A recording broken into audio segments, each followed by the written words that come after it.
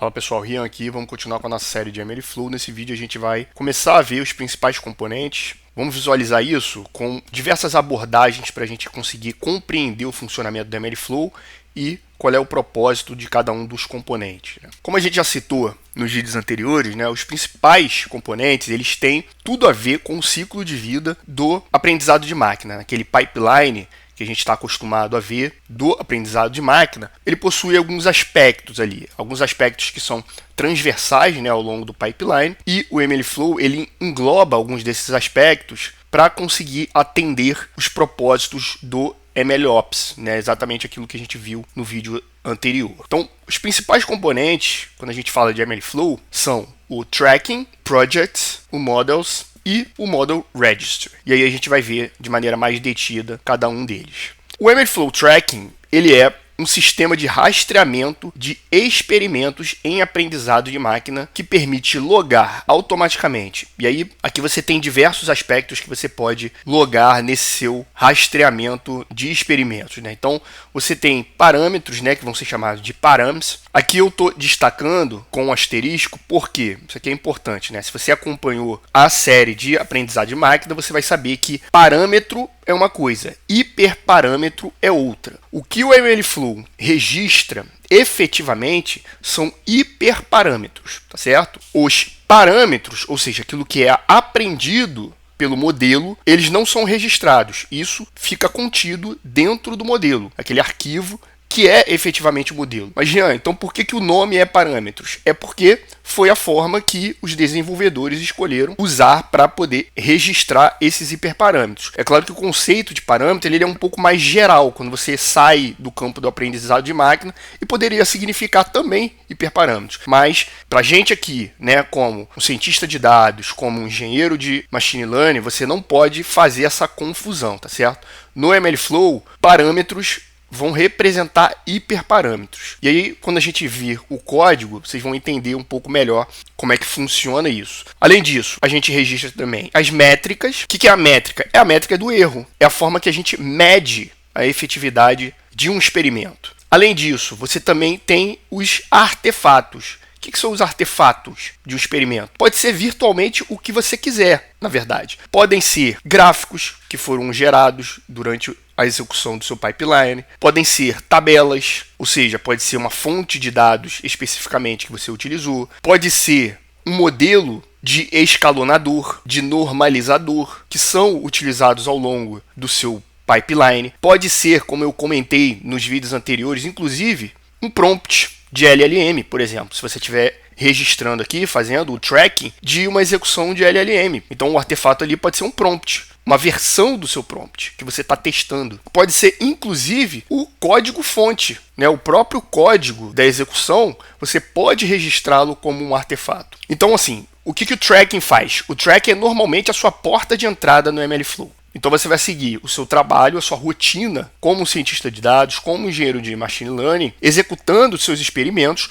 porém, você vai ter o MLflow Tracking, ou seja, esse endpoint do MLflow monitorando a execução do seu experimento. Para quê? Para registrar esses aspectos, que podem ser parâmetros, métricas, artefatos, para que você tenha um mapeamento dos experimentos que você executa. A gente vai ver de maneira mais detida, mas dentro dos experimentos, cada experimento você vai ter um run, ou seja, uma rodada. E aí você vai poder acompanhar qual é o desenvolvimento, por exemplo, dessas métricas. Melhorou ou piorou? Se melhorou, o que mudou de uma execução para outra? Então você passa a ter a condição de tomada de decisão e, mais importante, a condição de fazer a rastreabilidade dessas decisões. Perceba como isso é poderoso num pipeline de machine learning e por isso que ele profissionaliza o seu trabalho e as suas tarefas como cientista de dados, como engenheiro de machine learning. Então, o tracking vai te ajudar a documentar todos esses testes, esses experimentos que você faz ao longo do ciclo de vida do aprendizado de máquina. A gente já viu que esse ciclo ele não termina, ele não tem um início e um fim, na verdade ele é contínuo. Você vai continuar melhorando, garantindo que o modelo que você alcançou ali bons resultados, ele também vai entregar resultados na vida real, em produção. Certo? Então você vai precisar sempre manter esses experimentos e precisa ter a condição de rastrear tudo isso. Então, você precisa ter a condição de comparar esses experimentos. Para quê? Para tomada de decisão. Isso tudo te garante o quê? A reprodutibilidade, né? Quando você tem o rastreamento das suas decisões, você consegue reproduzir esse resultado que você alcançou ao longo dos seus experimentos. Então, esse é o primeiro elemento e, como eu disse, a gente vai se aprofundar ainda mais e explorar um pouco mais sobre ele. O segundo elemento, que é o Project, ele é um elemento que pode derivar da utilização do tracking. Então, o que o tracking é, e a gente acabou de comentar, ele vai mapear todas as execuções dos seus experimentos. Então, você vai ali mapeando, rodando diversos experimentos, muda hiperparâmetro, testa, observa a métrica, melhorou, não melhorou, muda um artefato, muda um pré-processamento, muda o tratamento de uma determinada variável, e aí você vai chegar eventualmente ali num pipeline que para você é um pipeline interessante, que você queira submeter a um teste, que você queira submeter para outra pessoa, outro ator da sua equipe. E aí que entra o MLflow Project. Por quê? Porque o MLflow Project, o que ele faz? Ele faz o empacotamento desse pipeline. Ou seja, a execução que você fez lá no tracking, que foi mapeada, ele vai passar a poder estar toda empacotada, toda encapsulada com tudo o que é suficiente para ele ser reproduzido e gerar precisamente os mesmos resultados. Olha como isso é poderoso. Imagina que você tem uma equipe de trabalho de um pipeline de aprendizado de máquina e você conseguiu ali um resultado surpreendente do seu pipeline. Muito melhor do que o que foi alcançado por outras pessoas da equipe. Como é que você vai demonstrar isso para as outras pessoas? Você vai dizer para as outras pessoas, não, faz isso, que você vai alcançar o mesmo resultado que eu alcancei? Não, você precisa abordar isso de uma maneira profissional. O que você vai fazer? Você vai fazer o empacotamento, né, o que a gente chama de packaging, e vai exportar isso para a pessoa. Você vai submeter isso num ambiente compartilhado. Para quê? Para que outras pessoas da sua equipe possam reproduzir o mesmo resultado que você, de maneira confiável e automatizada. Esse é o poder do MLflow Project, tá certo? E pode ser um caminho que você pode seguir depois de executar ali seus experimentos utilizando o MLflow Tracking, tá certo? Então, ele padroniza a forma de você executar um determinado experimento, né? Aquilo, você chegou no experimento, aquele experimento está ideal, tem resultados bons, você empacota isso e perceba, o packaging, tá? O empacotamento, o encapsulamento da sua solução é um conceito extremamente moderno e alinhado com o MLOps, que a gente conversou, né? Então isso aqui é a melhor prática, isso aqui é a da mais profissional, da maior excelência nos projetos mais profissionais, tá? Por quê? Porque garante reprodutibilidade, garante confiança naquilo que você está fazendo. Então ele facilita o versionamento e você agora pode passar a controlar isso de maneira confiável, a execução remota, né? Como eu comentei, e claro que vai ser ideal ali para você automatizar a execução desse pipeline. Bom, o outro componente é o MLflow Models. O que é o MLflow Models? Quando você executa o tracking, né, o tracking dos experimentos, um outro caminho que você pode seguir é você, em vez de você empacotar todo o pipeline, você empacota o modelo. Então, os mesmos benefícios que eu citei do MLflow Projects também cabem aqui, só que com uma abordagem um pouquinho diferente. Aqui, você não está encapsulando o seu pipeline inteiro. Na verdade, o que você está encapsulando, você está empacotando, é o seu modelo treinado e pronto para trabalhar, pronto para fazer inferências. Olha como que isso é poderoso. Então agora você tem um modelo ideal, você considera que ele já está pronto para fazer inferência, boas inferências, né, com as métricas que você veio mapeando e experimentando. Agora você pode empacotar ele e compartilhar isso com a garantia que ele vai rodar com todos os requisitos que são necessários, e essa é a parte essencial do empacotamento, né? Quando a gente fala em empacotar, isso significa que o MLflow ele vai botar só o seu modelo lá, né? Aquele arquivo bináriozinho lá que faz o cálculo para fazer a predição. Não, ele vai colocar tudo aquilo que é necessário para aquele modelo ser executado. Então, os benefícios disso são inúmeros, né? Então, o MLflow ele vai trabalhar com um formato padrão de armazenamento para que esses modelos treinados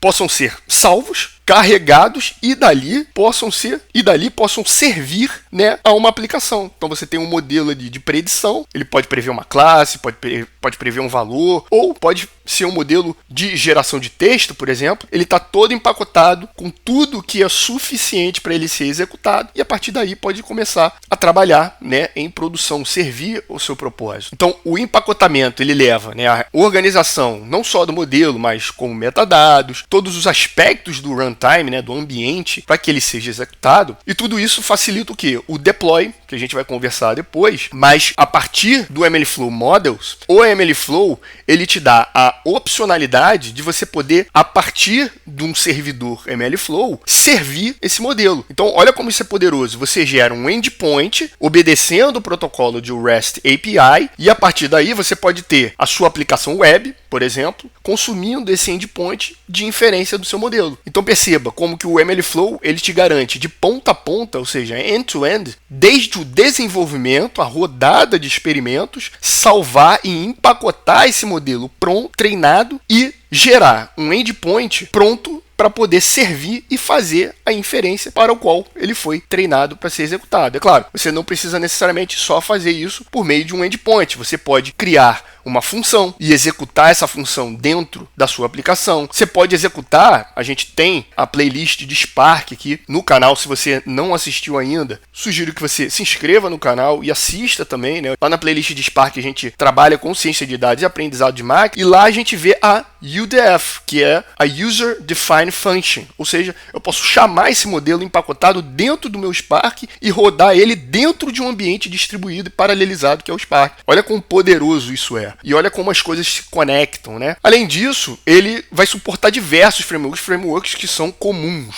né, para gente como cientista de dados, como engenheiro de machine learning, que é o sklearn, o XGBoost, PyTorch, TensorFlow, né, na área de Deep Learning, o LLM, enfim, existem diversas possibilidades aqui em relação ao MLflow Models. Além disso, você tem o componente do Model Registry, que é basicamente um componente aí que vai operar de maneira praticamente horizontal, né, em diversas fases para você. Por quê? Na medida que você está fazendo a execução dos seus experimentos e fazendo o registro dos seus modelos, você vai estar utilizando, no final das contas, o chamado Model Registry. Então, quando você cria um modelo, você cria o registro desse modelo. Mas por que ele é considerado aqui um componente específico? É que o Model Registry ele oferece para você um controle, ou seja, um versionamento de modelos de aprendizado de máquina ou modelos de inteligência artificial. Então, aqui no canal Data Review, a gente também tem a série de versionamento de código. E lá a gente fala de boas práticas. A gente, inclusive, fez a parte fundamentos e fez a parte prática.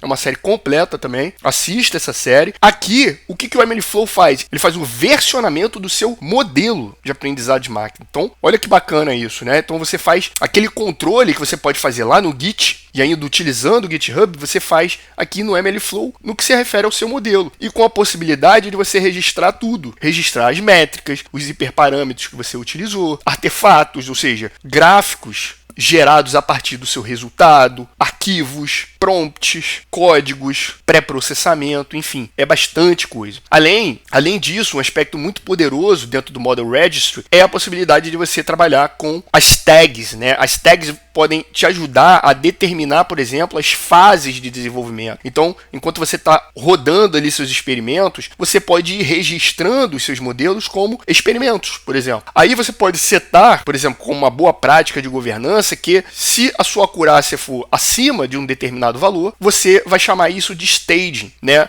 E a partir de um staging, você pode submeter, você vai empacotar, como a gente conversou anteriormente, e submeter a testes, submeter a um ambiente pré-produção, e aí, se ele passar, você muda a tag. Muda a tag para quê? Para production, ou seja, ele está apto a ir para a produção. Então você cria realmente a possibilidade de mapear, gerenciar todo o ciclo de vida de um modelo de aprendizado de máquina, desde a fase experimental até a fase de produção e até depois, porque você pode aposentar ou quarentenar um determinado modelo. Então é realmente muito poderoso isso. Então, gerenciamento de modelos utilizando aspectos de governança, rastrear que modelo está em produção, que modelo está em pré-produção, qual modelo foi quarentenado, foi aposentado, e tudo isso facilita possíveis rollbacks, ou seja, você fazer uma volta na versão. Fez o deploy, o modelo a princípio estava bom, mas em produção deu ruim, deu problema, volta, faz o rollback, volta para a versão estável, investiga o porquê. Você só consegue fazer isso se você tiver um model registry, e isso o MLflow consegue fornecer para você. Então, resumindo esse vídeo,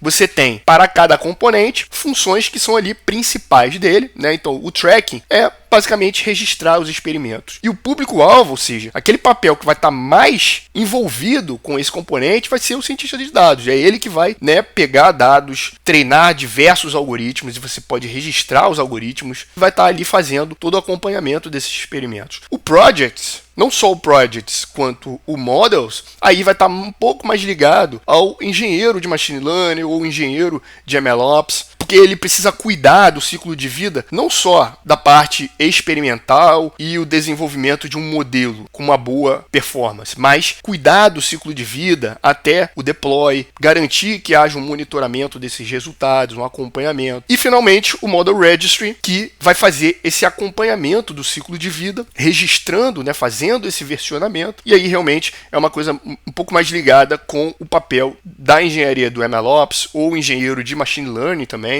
ou o próprio DevOps, né, que vai fazer o acompanhamento de versionamento, não só do modelo, mas da aplicação para o qual ele serve, tá certo? Então, para esse vídeo foi isso. Se você gostou, peço que você curta, compartilha o vídeo com quem você acha que possa se interessar, alguém que está estudando o tema, e a gente se vê no próximo vídeo.